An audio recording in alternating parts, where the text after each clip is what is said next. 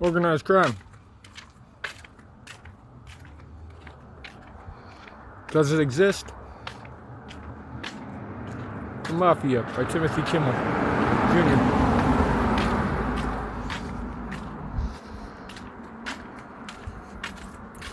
Wherever there is a niche or a hole to be filled, there will be somebody that other people label as a criminal.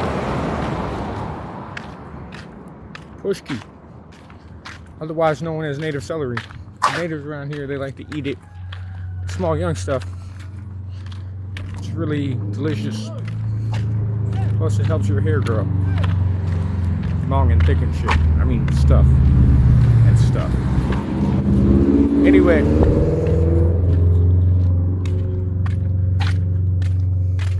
Organized crime invented homosexuality. Literally, a man dressed as a woman can get away with anything, including murder. Smuggling drugs across the border, whatever those are. Let's just say they learn to put objects in unnatural places for a reason. And then they pretend to be something that they're not for a reason. And that reason is to get away with what other people would deem illegal activities.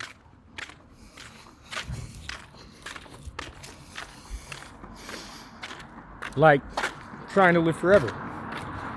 But who wants to die young? I mean, it takes forever to get to a point where you're actually having fun sometimes and doing what makes you happy.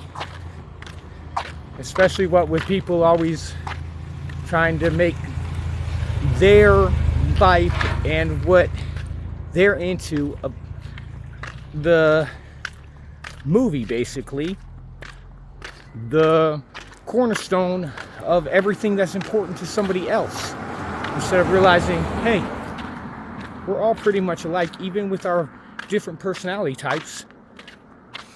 We all want the same stuff. We want to be happy. We want to be fed. We want to be cool with what we consider cool to us, not with what somebody else considers cool to them, unless it corresponds to what we think is cool. Hey, I'm busy. You good? Huh? Nothing. Take it easy, Victor. Here comes Chatty Cathy. Nah, he's just having trouble getting his bike up the hill. Hey, I got one of those ankle monitors on too. Same time around that you got it. You know, I think it's what's his name? Olaf.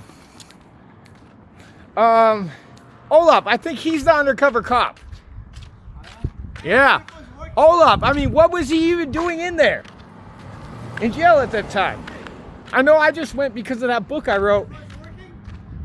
Nothing, dude. I'm busy. Anyway, I'm recording something and I just don't want you to say weird stuff.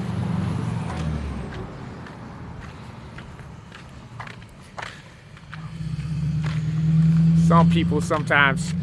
The great thing about people of other cultures is even if somebody heard what they said, nobody can understand what they're saying anyway. Like I was talking about earlier, you know, Germans and Russians, they speak the same language. They just don't know it because they call it something else. It could be dominance.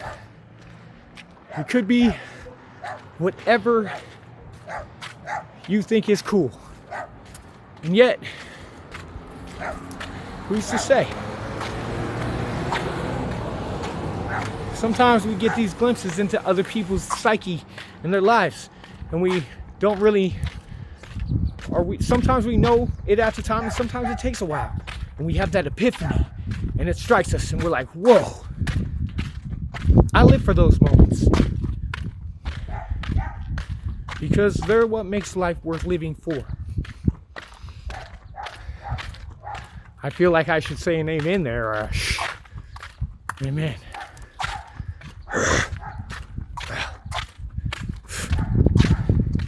Yet, I'm just going to keep this at the base level of organized crime. Is it real? Does it actually exist? Or is it just a bunch of people trying to make a living with other people telling them that they're not allowed to unless they pay their taxes? Who knows? I'm sure we'll get to the bottom of it by the end of this book, though.